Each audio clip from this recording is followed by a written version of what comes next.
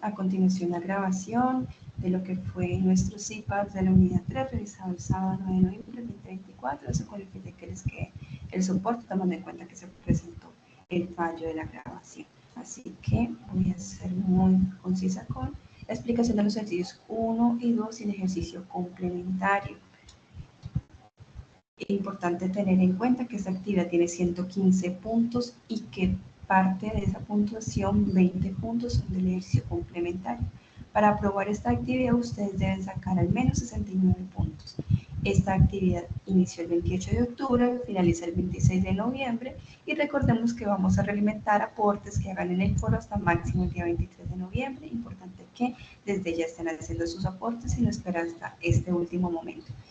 Recordarles también que cuentan siempre con el apoyo de tutor en línea los días martes, jueves y sábados, donde siempre les hemos compartido el enlace a través del chat y también a través de los foros. Invitarlos a que hagan su participación en estos espacios con tutores que están a cargo en cada sesión.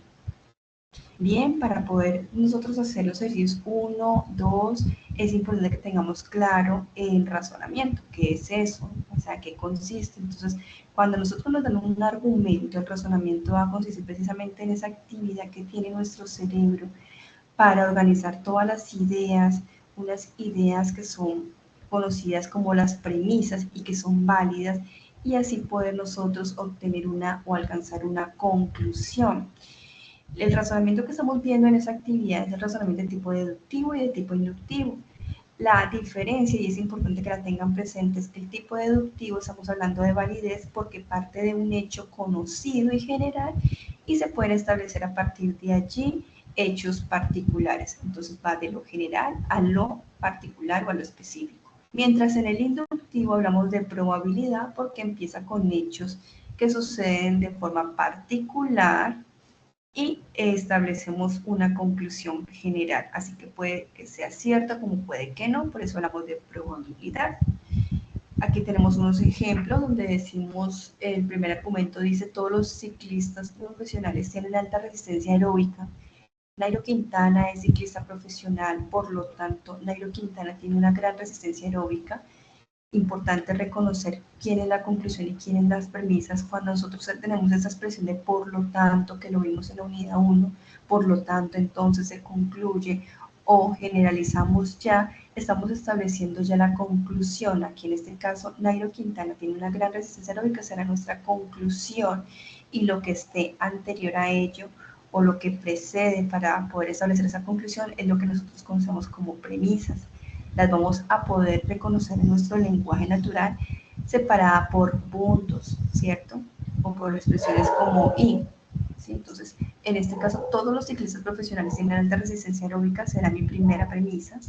Mi segunda premisa será que Nairo Quintana es ciclista profesional y por lo tanto Nairo Quintana tiene una gran resistencia aeróbica, esa será mi conclusión. ¿Qué tipo de razonamiento es? Entonces partimos de un hecho general y seguimos con hechos específicos hasta establecer una conclusión específica. Por esa razón, esto es un razonamiento de tipo deductivo. Mientras que en este otro ejemplo, Juan compró un carro de marca Renault y salió muy bueno. Andrea compró un carro de marca Renault y salió muy bueno. Por lo tanto, todos los carros de marca Renault son muy buenos. Nuestra conclusión habla ya de una generalidad, inclusive este cuantificador no lo está diciendo. Todos, ¿cierto? Estamos generalizando.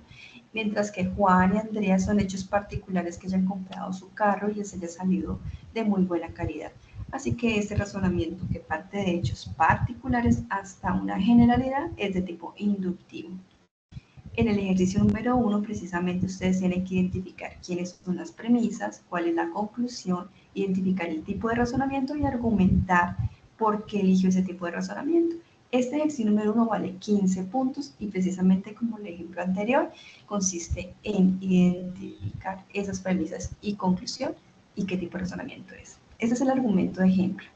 El estudio de los pacientes con niveles bajos de glucosa en la sangre tienen deficiencia en las funciones del páncreas.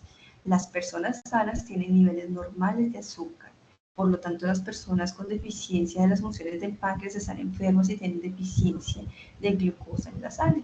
Las premisas las vemos allí en naranja y color azul y la conclusión la vemos en color morado, como les decía, es lo que se concluye después del por lo tanto, Entonces, o lo que ya al final nosotros estamos concluyendo partiendo de esas premisas.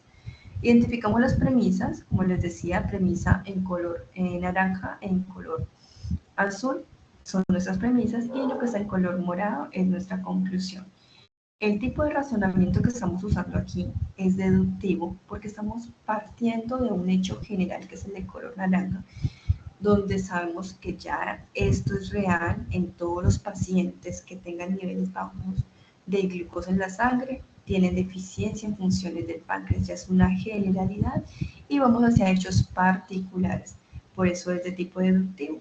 Aquí en este caso, la argumentación es basada en lo que acabo de indicar, pero obviamente tomando en cuenta lo que se está diciendo en el argumento, y es que a partir de hechos conocidos, como lo que es el nivel de azúcar, se puede deducir la deficiencia en funciones del páncreas y en el estado de salud de una persona.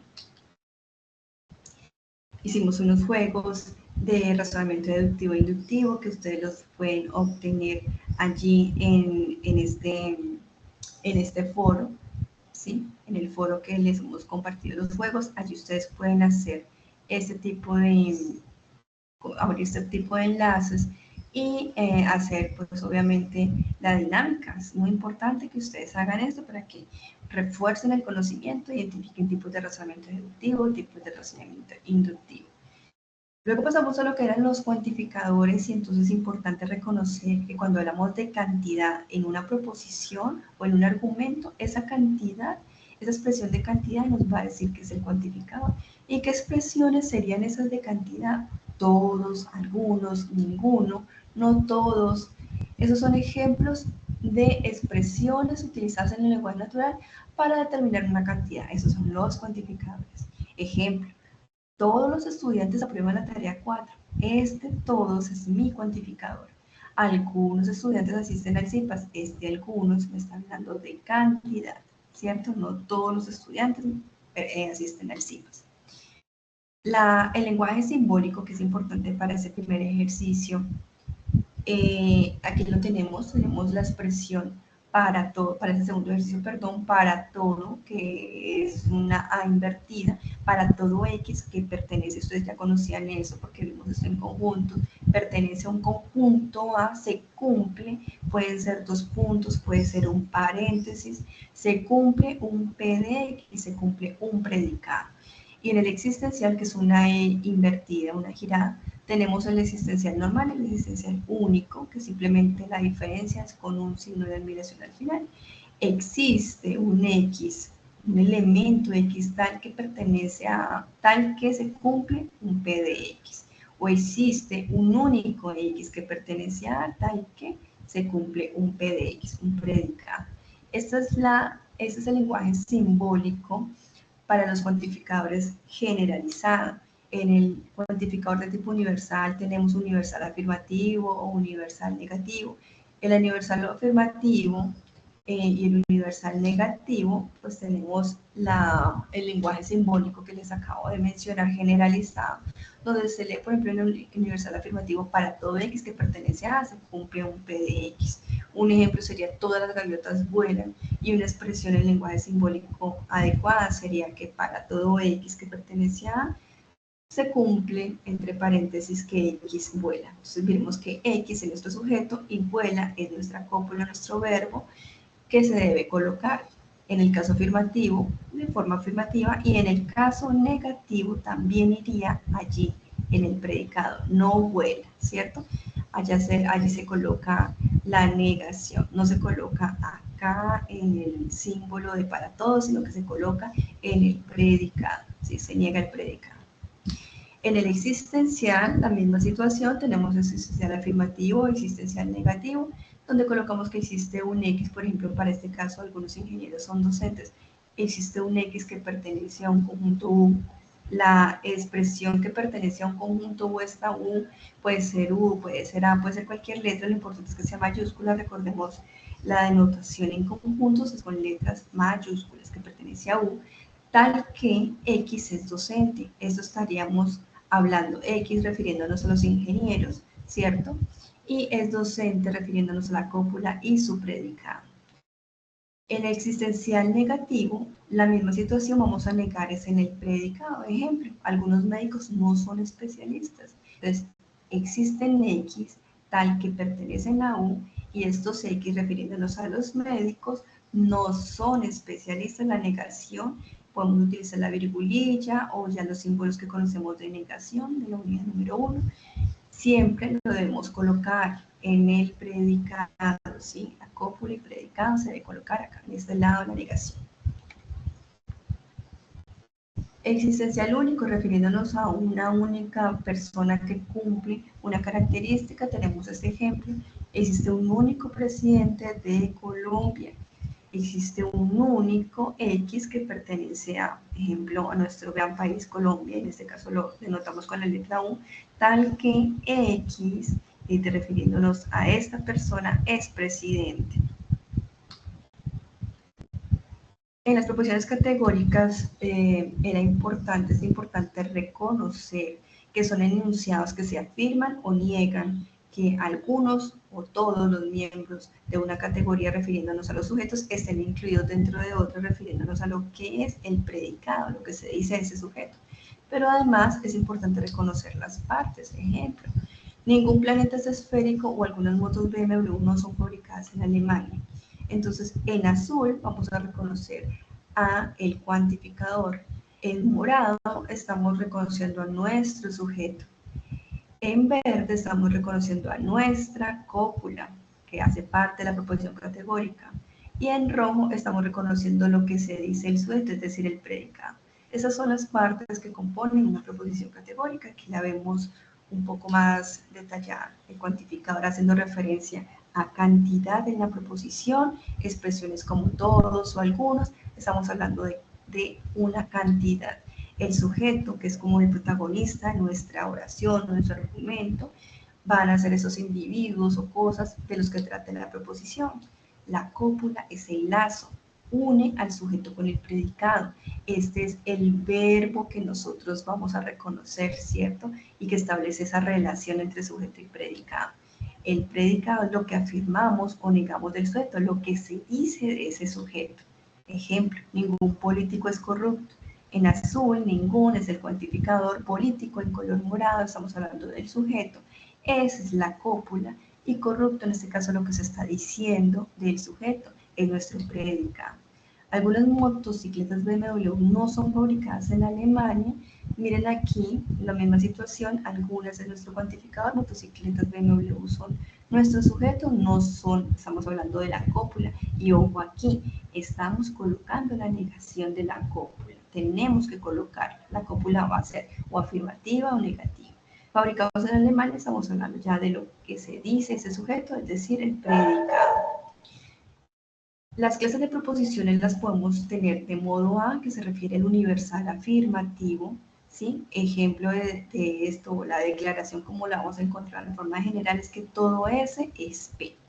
El modo E, estamos hablando del universal negativo, donde la declaración será ningún S es P. El modo I es particular afirmativo, donde utilizamos la declaración como algún S es P. El modo O es particular negativo y vamos a tener una declaración de algún S no es P. S refiriéndonos al sujeto y P refiriéndonos al predicado, lo que se dice de ese sujeto. El ejercicio número 2 también tiene 15 puntos. En este caso usted tiene que completar un enunciado con el cuantificador que sea adecuado. De hecho, en el ejercicio ya les indican qué tipo de cuantificador utilizar.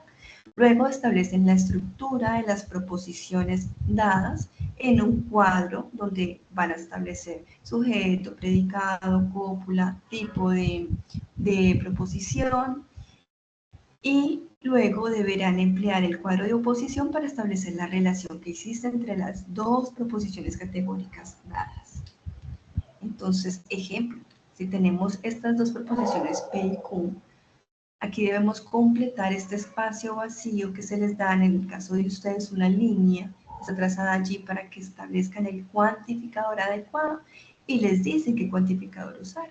Así que el cuantificador adecuado para P, en este caso, va a ser universal negativo y para Q será particular afirmativo, ¿sí? Así que la expresión para universal negativo, lo contrario de todo, será ninguno.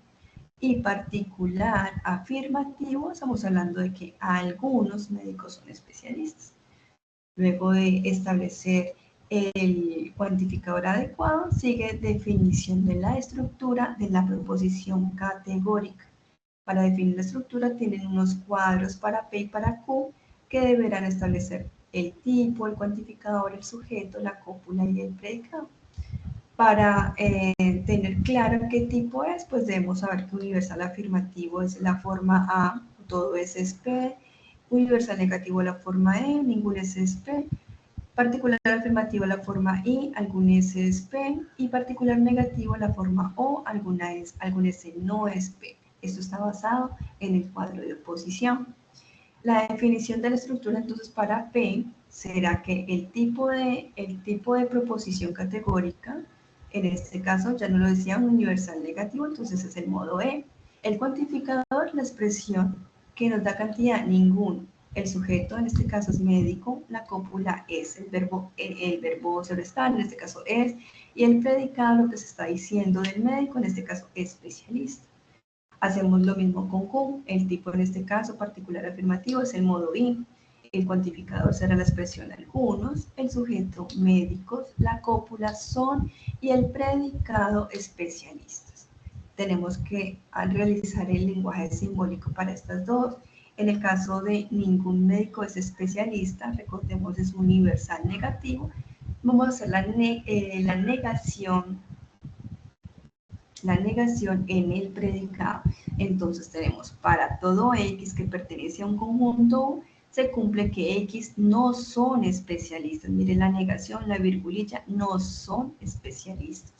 Y en este caso es particular afirmativo, entonces es el cuantificador de tipo existencial, donde decimos que algunos X que pertenecen a U, se cumple que estos X son especialistas. Entonces tenemos el modo E y el modo I y nos vamos al cuadro de oposición. En el cuadro de oposición, establecemos el modo, mira, tenemos aquí modo A, modo E y O. Universal afirmativo, universal negativo, en particular afirmativo y particular negativo. La relación, ¿cómo la establecemos? Cuando estamos de forma horizontal, serán contrarias en la parte superior o sus contrarias en la parte inferior. Cuando tenemos una relación en diagonal, estamos hablando de que es una relación contradictoria, es decir, el modo A con el modo O es contradictorio, el modo E con el modo I es contradictorio. Y estamos hablando de una relación subalterna cuando tenemos una flecha en forma vertical de arriba hacia abajo, por ejemplo, del modo A al modo I es subalterno y del modo E al modo O es subalterno. Entonces teníamos el modo E y teníamos el modo I, ¿cierto? Ningún médico es especialista y teníamos algunos médicos son especialistas. Con este tenemos entonces una relación en diagonal y establecimos que es una relación contradictoria. Esto es lo que tenemos que hacer en ese ejercicio, muchachos. Hicimos un juego en el CIPAS, que ustedes lo cuentan con ellos también en el foro y cuentan con ellos en el PAL, entonces los invito a que lo realicen. Ese día estuvieron muy participativos, así que es importante que ustedes fortalezcan el conocimiento a través del juego. Bien, y les aclaramos el ejercicio complementario donde ustedes es importante que tengan claro que esto vale 20 puntos y que pues la idea de esto es fomentar en ustedes la asistencia a los eventos que tenemos en nuestra escuela, que en realidad son transversales a todas las áreas de conocimiento. ¿Qué tienen que hacer ustedes con el ejercicio complementario? Si asistieron ustedes y tienen todas las evidencias, pues con ese evento que asistieron de la Escuela de Ciencias Básicas, pueden ustedes hacer las preguntas que se les indican allí. Entonces, el primer punto es que ustedes tienen que escribir el nombre del evento. El segundo punto es que deben escribir el nombre del expositor y si fueron varios expositores, pues el que más les haya llamado la atención. En el tercer punto es establecer cuál fue el objetivo del evento. En el cuarto punto, ¿qué aprendizaje ustedes obtuvieron de dicho evento entre 200 y 300 palabras? Y en el quinto punto, ustedes deben adicionar 3 pantallazos para evidenciar que se participó. Bueno, profe, pero ¿qué pasa si yo no asistí? y que necesito realizar el ejercicio complementario. Entonces, ¿qué tienen que hacer? Pues con los enlaces que les compartimos a ustedes en el foro, en el chat, y por diferentes medios también los tienen en el Padlet, que siempre creamos un Padlet con todo el material de apoyo para ustedes. Allí ustedes pueden tener acceso a varios eventos, varias grabaciones de eventos y se les hace válido con esas grabaciones. Lo importante es que elijan uno de estos eventos, el que más les llame la atención, hacen clic en la grabación, la vean muy juiciosos y comiencen a diligenciar sus preguntas ya indicadas, ¿sí? Esas preguntas. Haciendo eso, entonces tienen hasta 20 puntos. Así que muchachos, a participar activamente en estos foros, muy juiciosos con este ejercicio complementario y con estos ejercicios 1 y 2. Recordemos, 1 y 2 son 30 puntos en total y este ejercicio complementario tiene 20 puntos, así que con solo estos tres ya tienen ustedes 50 puntos de la actividad. Así que a ser muy activos.